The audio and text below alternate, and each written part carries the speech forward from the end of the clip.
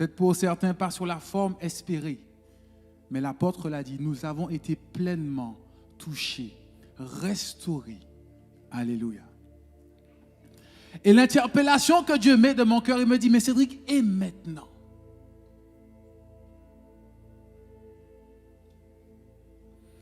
Mais quand je dis ça, c'est quelque chose qui me touche. J'en ai presque les larmes qui montent. Il me dit, mais maintenant, Cédric, et maintenant? Tu as désiré, tu as soupiré. On t'a expliqué qui était l'Esprit, comment il fonctionnait. Tu as demandé le baptême du Saint-Esprit. Tu as demandé le baptême du feu. Tu as voulu toucher, tu as voulu expérimenter. Et pendant plus d'une dizaine de jours, le Seigneur, c'est comme s'il me pose la question. Il me dit, mais et maintenant?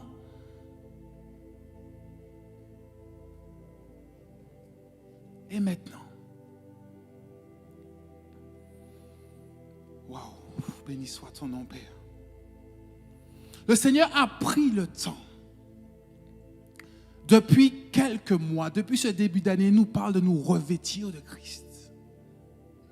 Pendant la Pentecôte, il a demandé, il a conduit ses serviteurs à nous rappeler, à réactiver l'armure du chrétien. Alléluia. Nous avons entendu et réentendu, n'est-ce pas? Mais maintenant, il me dit, et maintenant? Tu as mis ta ceinture, tu as mis ta cuirasse, tu as réactivé plutôt ta ceinture, tu as réactivé ta cuirasse. Et maintenant? C'est comme si au-dedans de moi, mon cœur était attristé, parce que c'est comme si le Seigneur me disait, mais regarde, alors que vous avez reçu, alors que tu as reçu, vous avez demandé, mais regardez, regardez l'atmosphère, regardez comment nous sommes. Est-ce que nous ressemblons à Pierre qui quand il est sorti de la Pentecôte? Alléluia. Est-ce que nous ressemblons à ces apôtres quand ils sont sortis de la Pentecôte? C'est comme cela que j'ai le message, c'est comme cela que je libère. Ne m'en veux pas. Ça fait 10 jours que c'est en moi, ça me presse. J'en ai presque les larmes qui montent. Nous avons soupiré, nous avons demandé. Quand le moment est fini, on a fait un compte rendu. Les hommes et les femmes, on dit, oh, ça a été trop vite, on n'a pas été assez loin, on veut aller encore plus fort, on veut encore plus. N'est-ce pas?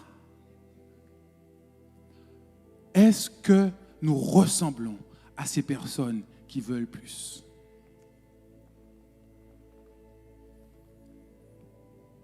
Alléluia. Et le Seigneur me conduit, il me dit, Cédric, c'est une histoire de bon combat. S'il y a une armure, si je te parle d'une armure, c'est qu'à un moment donné, celui qui porte une armure, c'est un soldat. S'il y a un soldat, c'est qu'il y a un combat. Alléluia. Maintenant, il me dit, c'est une question de bon combat. Alléluia. Et c'est comme si, au fond de moi, je ressentais que c'est pour cette raison que certains d'entre nous, alors que nous sortons de la Pentecôte, alors que nous avons vécu des moments bénis, mais nous sommes en train de douter.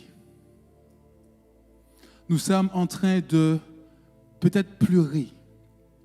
Nous sommes en train de nous renfermer. Peut-être même certains ne viennent plus. On dit maintenant, je suis en mode distanciel. Comment? C'est comme si quand Pierre et les apôtres, ils avaient reçu, ils ont été baptisés, ils ont reçu cette puissance. Et qu'à la sortie, ils restent enfermés chez eux. Chacun reste sur lui-même en disant, oh Seigneur, mais je fais quoi maintenant avec ça? Ou même pas. Ou en restant là et ils taisent le don. D'ailleurs, le Seigneur nous a parlé des dons. Le Seigneur nous a enseigné. Il a conduit sa servante à nous parler des dons. Nous avons couru pour entendre. Nous avons couru pour faire lire notre autotest, pour savoir. N'est-ce pas? Alléluia. Maintenant, ce matin, c'est comme si le Seigneur me dit, Cédric, c'est une question de bon combat. Alléluia. Alléluia. J'aime tellement ce Dieu-là. Mon bien-aimé,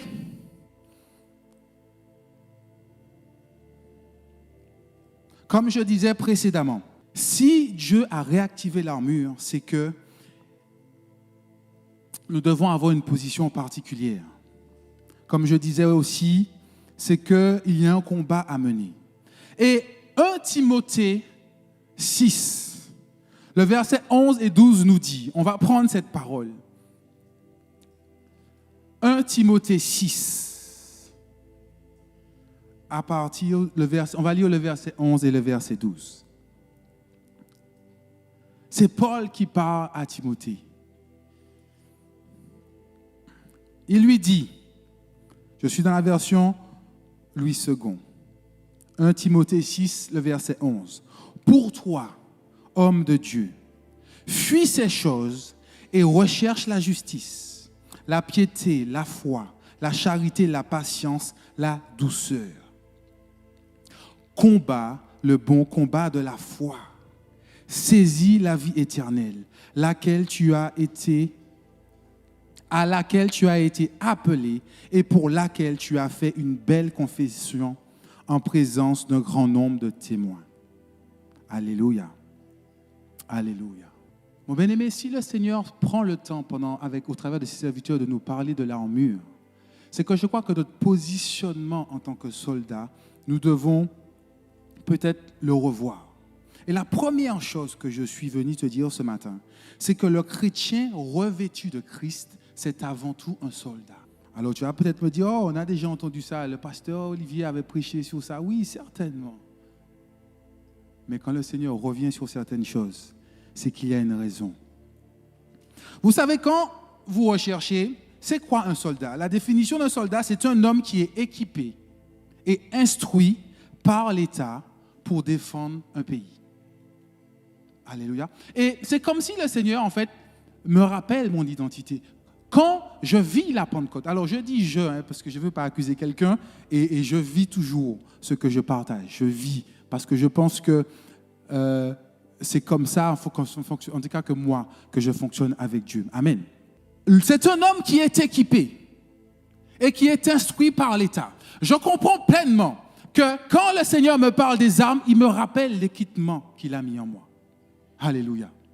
Et nous sommes instruits quand nous venons ici. Nous venons à l'église, nous venons aux enseignements, nous venons entendre les messages. Nous sommes instruits. Nous sommes instruits par qui? Par l'État. C'est le gouvernement que Dieu a établi. Alléluia. C'est ses serviteurs qu'il a établis pour nous instruire, pour nous apprendre, pour nous former. On dit qu'on est l'argile, pour nous enseigner, pour nous façonner. Amen. Et cela a un but. Parce que dans la définition, on comprend que c'est pour défendre le pays. Note ça là, je reviens dessus tout à l'heure. Alléluia. Mais une chose qui m'a surpris quand je méditais sur ça, c'est que j'ai compris qu'il y a une différence entre un militaire et un soldat. Est-ce que tu savais ça? En tout cas, moi, ça m'a étonné. Je me suis dit, bon, c'est pareil. Non. Mais quand on cherche, on fait une distinction. Un militaire est un élément d'une force armée d'un État. Donc on peut se dire, ben oui, c'est bon. Mais la différence, c'est qu'un soldat est un combattant appartenant à l'armée. Alléluia. Est-ce que tu es avec moi ce matin? Oh, reste avec moi. En fait, vous savez, ça fait des années qu'on parle des armes de Dieu. On entend, on est enseigné. Alléluia. Et puis des fois, on a un message, on repart, on est boosté, on manie l'épée, etc., etc., etc. Mais je comprends que je peux être un militaire, mais je peux ne pas être un soldat. Alléluia. Parce que le militaire, il fait partie de l'armée. Donc, il est peut-être assis là, ensemble. Mais le soldat, c'est celui qui combat. Alléluia. Alléluia. Je pense que si Dieu prend le temps de réactiver les armures, nos armures, c'est peut-être pas pour que nous soyons juste là, en train de dire qu'on est bien, on est dans la caserne, on est enseigné, comme le disait l'enseignant Antoine. On est nourri de connaissances, on est pétri de connaissances, de muscles, peut-être, je ne sais pas comment on peut traduire ça, amen. Mais est-ce que nous combattons? Alléluia. Est-ce que nous combattons? Tu es avec moi ce matin? Je veux t'emmener quelque part. Le soldat, c'est celui qui prend part au combat. Amen. Et je vais prendre encore la parole. On va aller dans 2 Timothée 2. 2 Timothée 2. Je vais lire du verset 1 au verset 3. La Bible nous dit, « Toi donc, mon enfant, fortifie-toi dans la grâce qui est en Jésus-Christ, et que tu as entendu de moi en présence de beaucoup de témoins. Confie-le à des hommes fidèles qui soient capables de l'enseigner aussi à d'autres. Souffre avec moi comme un bon soldat de Jésus-Christ. Il n'est pas soldat qui s'embarrasse des affaires de la vie, s'il veut plaire à celui qui l'a enrôlé. » Et c'est vraiment cette notion-là où le Seigneur a travaillé dans mon esprit. Je pense que beaucoup d'entre nous, dans l'Église en général, quand nous venons dans l'Église, c'est souvent des fois au départ, nous avons un problème, une situation, une difficulté. Amen. Dans l'Église, on est enseigné, on nous a dit, comme on l'a entendu tout à l'heure, que Dieu est capable, tout est possible, il peut changer les choses. Alléluia. Alors on vient, on s'assoit. On est instruit, on commence à saisir les armes pour nous, on commence à obtenir nos victoires, on commence à obtenir nos guérisons, n'est-ce pas? Alléluia. Mais quand je vais un peu plus loin dans la pensée que Dieu met dans mon cœur, il me dit, mais le soldat, c'est pas celui qui s'embarrasse des choses de la vie. Alléluia. Et c'est là que moi, je dis bien moi, peut-être pas toi, moi, c'est comme s'il me heurtait à une image, un miroir. Il m'a dit, oui, tu m'as accepté. Oui, tu as compris qui je suis. Oui, tu as compris comment ma main, elle est puissante. Oui, tu sais comment je peux agir pour toi. Alléluia. Alors, comme bien souvent, le premier pas qu'on prend, c'est qu'on expérimente Dieu pour nous. Alléluia. On expérimente Dieu pour nos vies, pour avoir le mariage, pour avoir la guérison, pour avoir la délivrance, pour expérimenter quelque chose, pour dire, oui, ce Dieu-là dont il prêche, il est vivant. N'est-ce pas? Mais dans cette parole, la Bible me dit que, au verset 4, il n'est pas de soldat qui s'embarrasse des affaires de la vie. Alléluia. Et moi, je me suis heurté. C'est comme si je butais sur une idéologie que je m'étais faite, une façon de faire que j'avais acceptée. Je me lève, je prie pour mon mariage, je prie pour mon travail, je prie pour ma famille, je prie pour toutes choses. Alléluia. Mais il me dit, le soldat ne s'embarrasse pas des choses de la vie. Alléluia. En tout cas, moi, peut-être que moi, dans ma tête, ça m'a dit, mais attends, ça veut dire quoi? Ça veut dire quoi?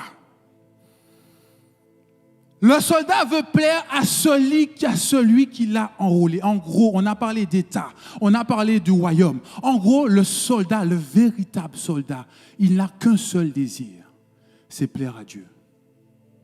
Alléluia. Mais nous avons prêché que Dieu c'est la bénédiction, Dieu c'est la grâce, Dieu c'est la faveur, n'est-ce pas? Nous sommes responsables. Je le dis, nous, j'ai pas de problème avec ça. Donc, à un moment donné, alors que dans la caserne dans laquelle vous êtes entrés, vous avez été formés, on s'est focalisé chacun individuellement que sur nos problèmes, sur notre vie sentimentale, notre santé, notre vie financière, notre travail. On a été focalisé et nous avons utilisé la parole pour les choses de la vie, ce qui n'est pas forcément une mauvaise chose. Mais la Bible me dit que le soldat ne s'embarrasse pas des choses de la vie. Il souhaite avant tout plaire à Dieu. Alléluia. Alors, je ne sais pas pour toi, mais moi, dans ma tête, depuis une dizaine de jours, ça bouscule tellement de choses. Ça bouscule tellement de choses.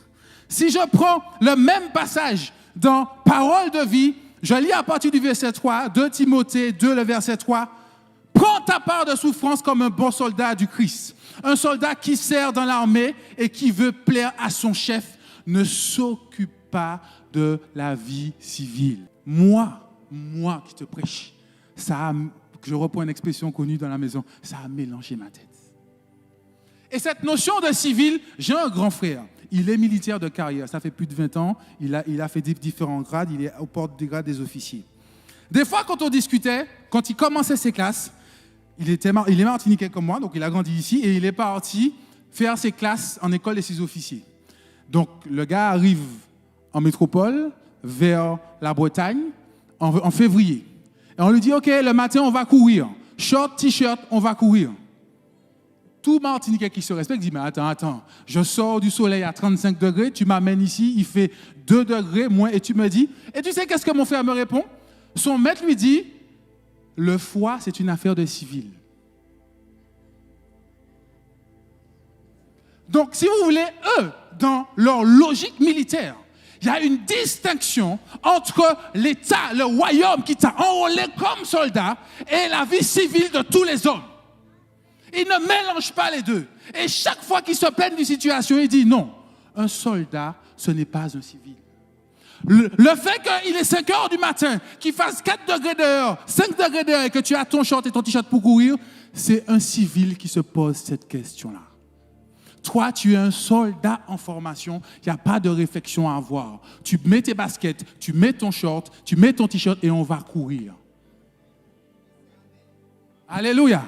Alors peut-être, moi je n'ai pas fait l'armée, hein. Bon, je suis de cette génération où c'est sorti. Peut-être qu'il y en a qui l'ont vécu, qui l'ont expérimenté. Dans cette position, il distingue les choses de la vie civile et les choses, donc moi je vais traduire les choses du royaume. Alléluia. Alors là, je dis, Seigneur, OK, tu commences à me dire un truc qui me mélange beaucoup là. Donc, tu me dis que si je suis un vrai soldat, puisque j'ai entendu la parole, j'ai entendu les hommes de Dieu me dire que j'ai eu toutes les armures. Il m'a donné l'armure. Et quand on entend ces messages-là, on repart. On dit qu'on est fort, on dit qu'on est ceci, on est cela. Mais me dit Cédric, le soldat ne se préoccupe pas des affaires civiles. Alléluia. Alléluia. En d'autres termes, il me dit, Cédric, non. Maintenant, et cherche à me plaire. Cherche à me plaire. Et accepte la souffrance, accepte les difficultés. Alléluia. Donc ça, c'est la première pensée d'un soldat. Tu as bien compris la situation. Il n'est pas comme un civil. Il ne raisonne pas comme un civil. Alléluia. Et il se préoccupe de plaire à Dieu. Donc je dis, Seigneur, OK, je saisis, je suis un soldat, j'ai pris l'armure, non, les messages étaient trop beaux, ils repassent en boucle, j'écoute encore, non, je suis un soldat, je prends l'armure. Et on comprend ici que le Seigneur, Paul dit à Timothée, il dit maintenant, tu dois combattre le bon combat. Donc un soldat, c'est qu'il y a un combat, il y a quelque chose sur auquel il doit se confronter. Mais quand Paul lui parle du bon combat. Donc je comprends rapidement qu'il y a un combat. Et il y a un bon combat. Et si je fais le parallèle avec ce que je t'ai dit juste avant, je pense, alors pas toi, peut-être moi, je suis peut-être des fois trop souvent focalisé sur le combat de ma vie civile. Alléluia. Mais pas suffisamment focalisé sur le combat pour le royaume. Non, je me prêche. En tout cas, moi, je me prêche avec conviction. Moi, je n'ai pas de doute. Alléluia. Pourquoi? Quand on parle de beau combat, nous tous, on est enseignés. On sait premièrement que le combat, il n'est pas physique. On le sait, on a déjà entendu. On n'a pas à lutter contre la chair et le sang. Je ne vais pas développer ce point, on le sait. Donc, on sait qu'on est sur un combat qui est spirituel. Oh, je peux te dire que spirituellement, depuis très jeune avec ma femme, j'ai appris à écrire pour ma vie. J'ai appris, avant que mes enfants arrivent, j'ai commencé à prier pour mes enfants, pour briser les malédictions, pour faire ci, pour faire ça. J'ai prié. Il n'y a pas de sujet. Mais je réalise, je parlais de ça avec l'enseignante Rachel à la fin de la Pentecôte. C'est comme si, particulièrement en ce moment, le Seigneur me dit, oui, OK, tu sais prier, tu as prié, tu as vu ce que je sais faire. Maintenant, occupe-toi du royaume. Alléluia. Occupe-toi du royaume. Parce que, et on va comprendre pourquoi. Oh, béni soit ton nom. En fait, j'ai compris que le soldat ne cherche pas son intérêt, mais il souhaite d'abord défendre le royaume. Et je crois que c'est là où beaucoup d'entre nous, dans la compréhension de la parole de Dieu, dans la compréhension du miracle qu'il a compris au travers de nous, on bute peut-être parfois, ou on s'arrête. Le soldat ne cherche pas son intérêt. Le soldat n'a qu'une focalisation. Je crois que j'avais noté ça. Attends, je vais te donner. Attends. Le rôle du soldat. Quand on réfléchissait, on réalisait que le soldat, son rôle, c'était de maintenir la paix, c'était d'apporter la sécurité, mais tout cela de l'État et du pays qui lui a été confié. Amen. Donc, dans sa fonction, dans son rôle, ce n'était pas de faire en sorte que lui, il soit bien. Ce n'était pas d'abord de faire en sorte que lui, il soit épanoui. C'était sa fonction, une fois qu'il est soldat, c'est de sécuriser, défendre le pays. Et quand on lit encore, on comprend que c'est pour défendre la paix dans le pays. C'est apporter la sécurité dans le pays. Alléluia. Oh, béni soit ton nom. Et là, je peux te dire, mon bien-aimé, que moi, dans ma tête, je me suis dit, Seigneur, je crois qu'il y a un truc que tu es en train de me faire comprendre aujourd'hui. Oui, ta main n'est pas trop courte pour agir. Oui, tu es le Dieu qui bénit. Oui, tu es le Dieu qui a des projets de paix et de bonheur pour moi. Mais tu es celui qui m'a dit, revêt-toi de Christ. En te revêtant de Christ, saisis l'armure. En saisissant l'armure, tu prends une position de soldat.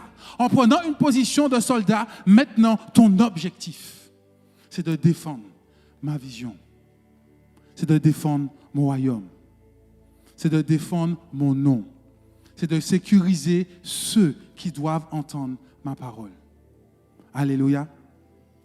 Et en fait, je comprends que pourquoi que ça représente une bonne chose. Quand on est focalisé sur les combats de nos vies, on vit ce qu'on expérimente en ce moment.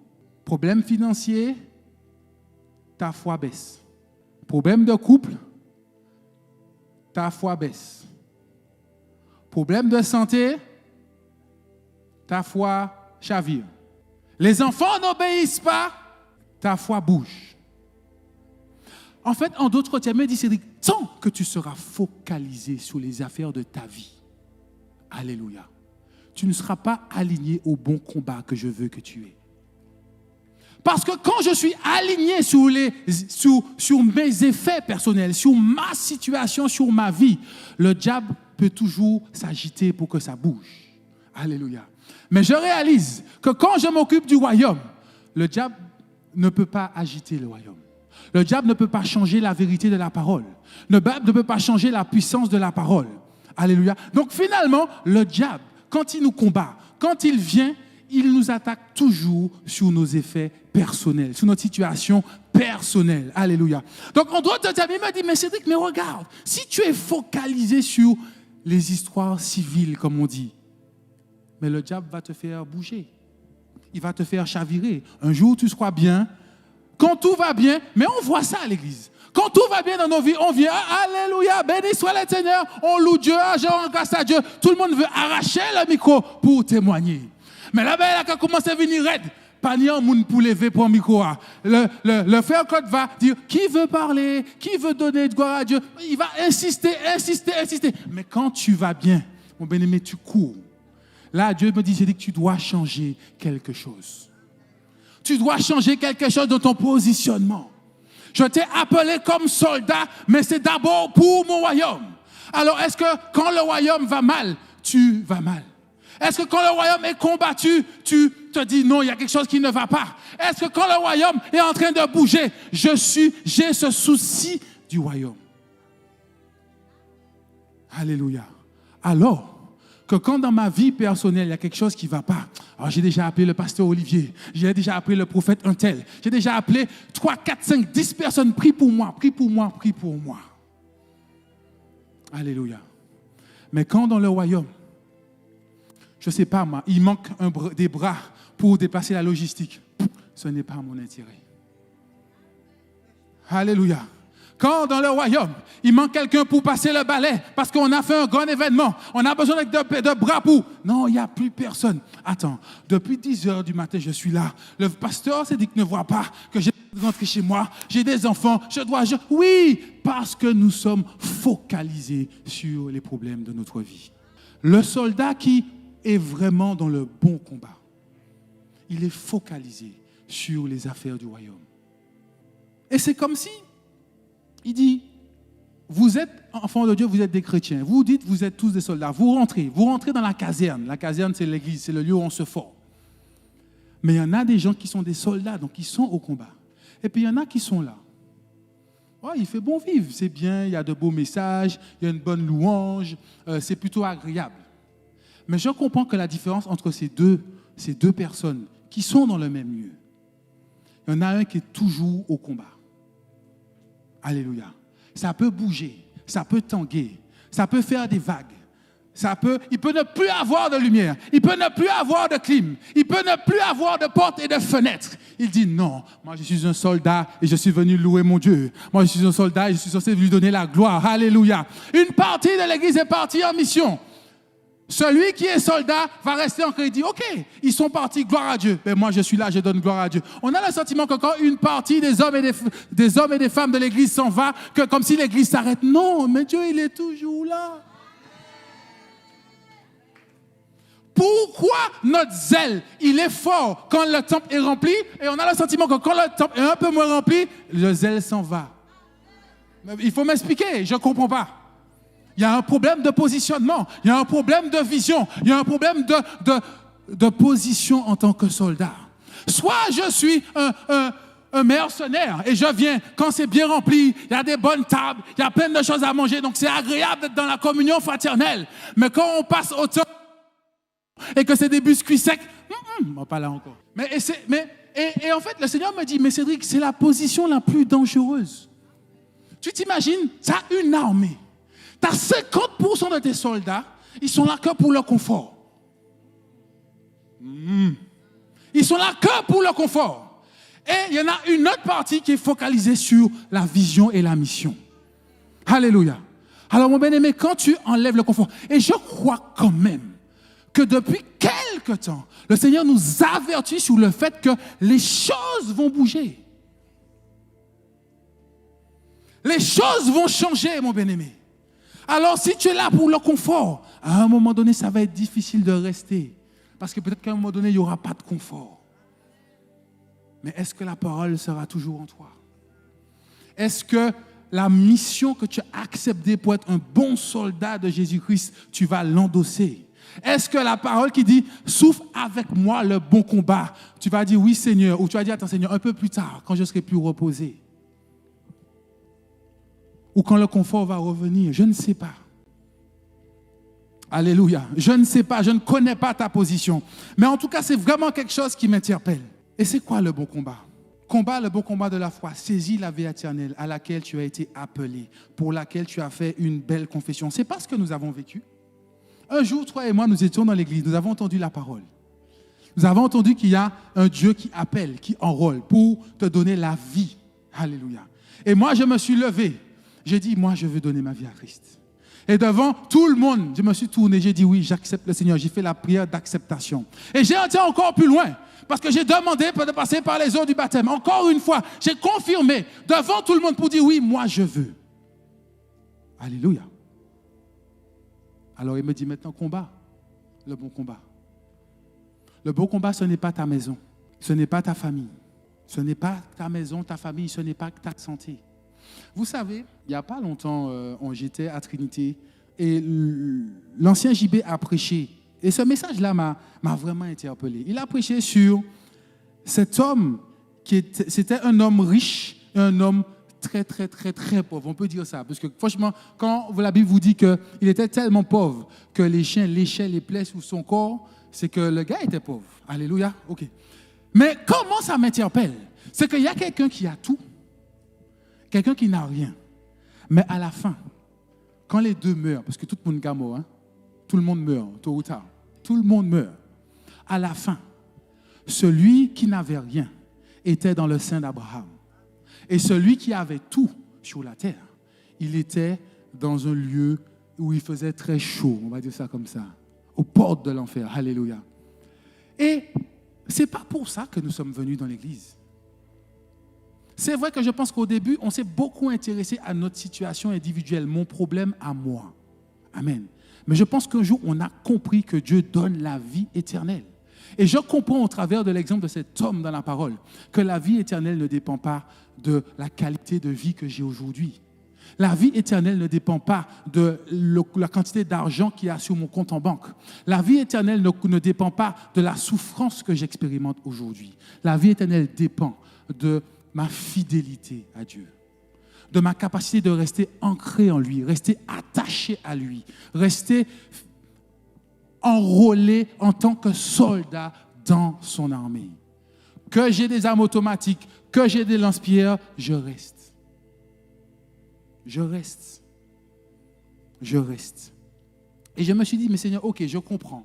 Je comprends que le bon combat, le soldat qui mène le bon combat, il se bat pour le royaume. Mon bien-aimé, c'est très, très important. C'est pas beaucoup de grands mots, mais je veux que cela rentre dans notre pensée, que nous saisissions une chose. On peut se battre pour notre santé, pour notre mariage, pour notre finance, pour plein de choses. Mais il me dit, le soldat ne se préoccupe pas des choses de la vie. Mais il cherche à plaire à Dieu. Amen. Et pour finir, je dis, Seigneur, mais ok, je comprends, ça mélange un peu ma tête, c'est pas simple, c'est difficile à accepter, c'est comme si c'est presque 20 ans de ma vie chrétienne que tu me dis, ok, change maintenant. Ça, je parle de moi, je parle toujours comme je vis, je ressens les choses. Alléluia. Alors je dis, Seigneur, mais comment tu veux que je fasse ça? Comment tu veux? Comment je fais? Comment je fais pour combattre le bon combat de la foi? Alléluia, comment? Et ce que j'aime, c'est que dans le passage qu'on a lu, on est toujours en Timothée 6, il donne déjà le conseil au verset 11. Il dit, pour toi, homme de Dieu, fuis ces choses. Cherche la justice, la piété, la foi, la charité, la patience, la douceur. Alléluia. Et là, je dis, mais attends, Seigneur, le combat, mais attends, j'ai fait du combat spirituel. Tu m'as dit que j'ai la force, je peux écraser la tête des serpents, des scorpions, je peux me battre. Oui, je peux couper, j'ai l'épée, tout ça, tout ça. Oui, mais là, il dit, cherche la justice, cherche la piété, cherche la foi, la charité, la patience. Dans la version parole de vie que j'aime bien, il dit, mais toi, homme de Dieu, évite ces choses-là. Cherche à être juste. Sois fidèle à Dieu. Vis avec foi, virgule, amour, virgule, patience et douceur. Alors, dans ma conception d'homme, je dis, Seigneur, tu me parles d'armure, tu me parles de combat, et les éléments que tu me donnes sont plutôt doux. N'est-ce pas?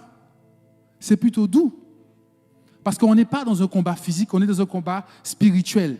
Et en fait, c'est comme si le Seigneur me fait comprendre que je t'ai déjà donné la victoire. On le sait, la Bible nous dit, je t'ai déjà donné la victoire sur tous les ennemis. Mais finalement, mon plus grand combat, c'est moi-même.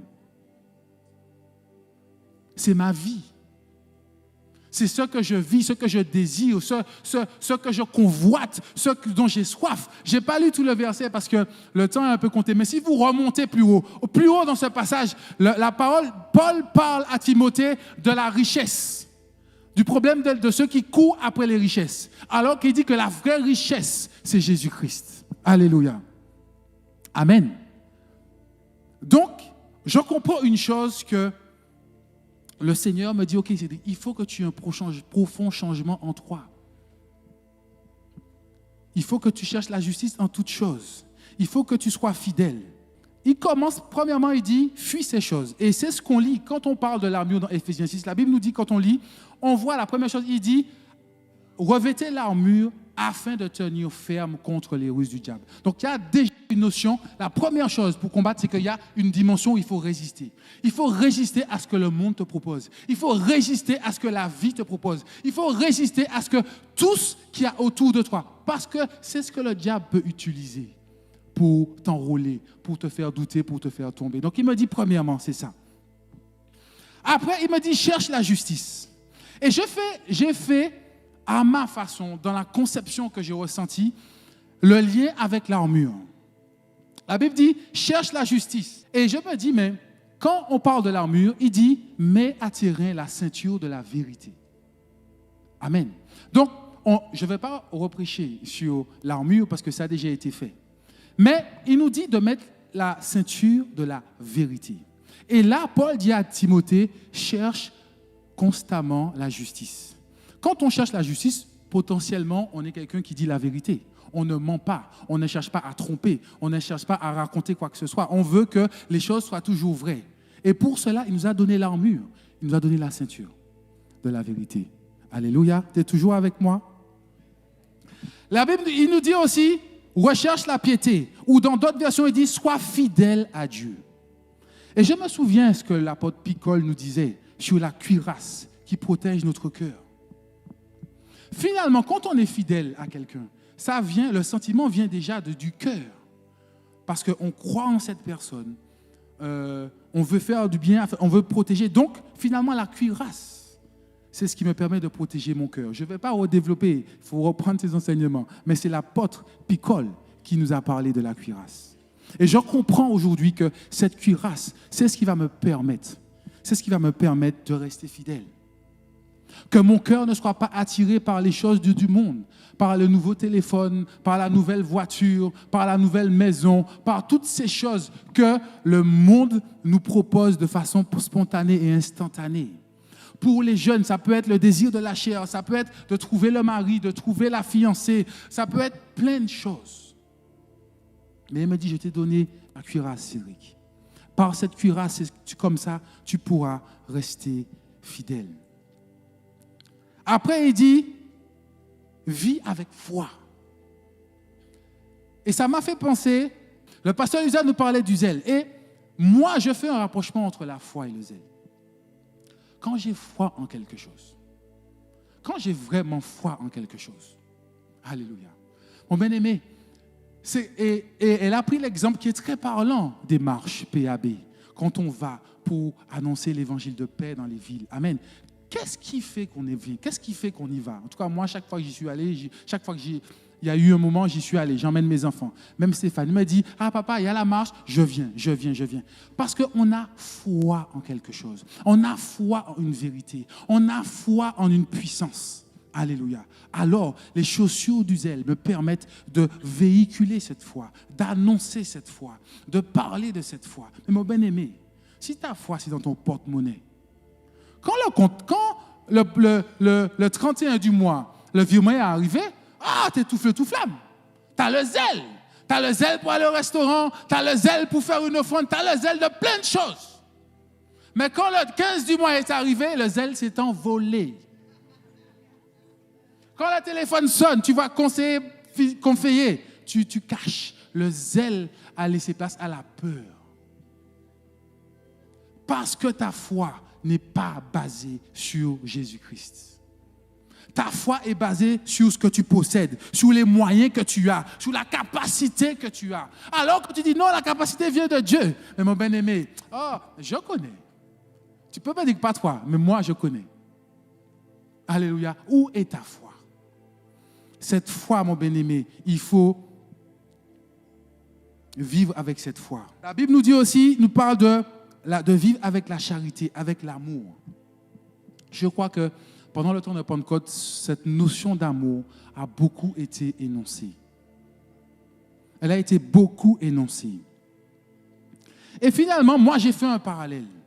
Le bouclier de la foi. C'est comme si, en fait, dans ce que le Seigneur met dans mon cœur, c'est comme si ce bouclier-là me permet de protéger cet amour que Dieu m'a donné. Parce que qu'est-ce qui se passe? Le diable fera tout pour te voler l'amour. Le diable fera tout pour que tu aies la confusion. Le diable fera tout pour que tu te chamailles avec ton voisin, que tu te chamailles avec ton frère, pour que tu sois dans la suspicion, que tu sois dans la jalousie. Il va faire naître toute sorte de sentiments pour éteindre l'amour. Alors j'ai besoin de boucliers. Parce que ce sont les flèches qui nous envoient. Ils nous envoient des flèches.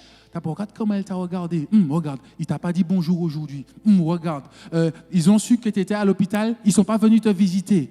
Ils ne t'ont pas appelé. Ils t'envoient des flèches. Mon bien-aimé, il faut que tu aies un bouclier pour stopper ces flèches. Parce que ton amour doit rester intact. Ton amour ne doit pas vaciller. Mon bien-aimé, quand je prends l'image de Christ, alors de tout ce qu'il a vécu, et je dis, en parlant des fois avec quelques frères, je dis, mais ce qui m'interpelle, il s'est rarement énervé. Mais il a beaucoup manifesté l'amour autour de lui, n'est-ce pas? Et la parole nous dit ici, nous parle d'avoir la patience. En tout cas, je ne sais pas pour toi. Moi, mon problème de patience, ça vient souvent de ma tête. Je réfléchis, je veux ça, je veux ça. Je dis, mais ok, mais mets ton casque. Tu as ton casque. Tu as le casque du salut. Alléluia. Je ne vais pas redévelopper, je te donne juste le lien que le Seigneur m'a donné à faire.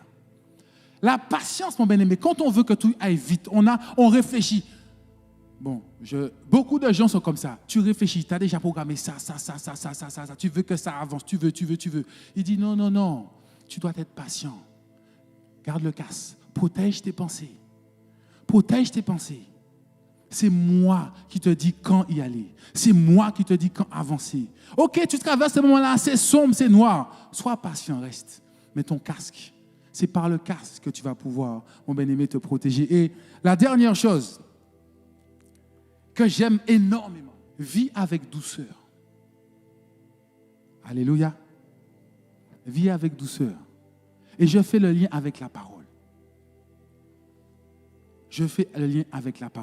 Mon bien-aimé, est-ce que quand tu parles autour de toi, tu es quelqu'un qui parle avec douceur? Est-ce que quand tu manifestes quelque chose autour de toi, est-ce que c'est la douceur qui sort de ta bouche? Le son, c'est doux, c'est agréable, c'est réconfortant? Ou alors, c'est un peu tranchant? Ou alors, tu es un peu énervé facilement? Ou alors, c'est plus la parole de Dieu qui sort, mais ok.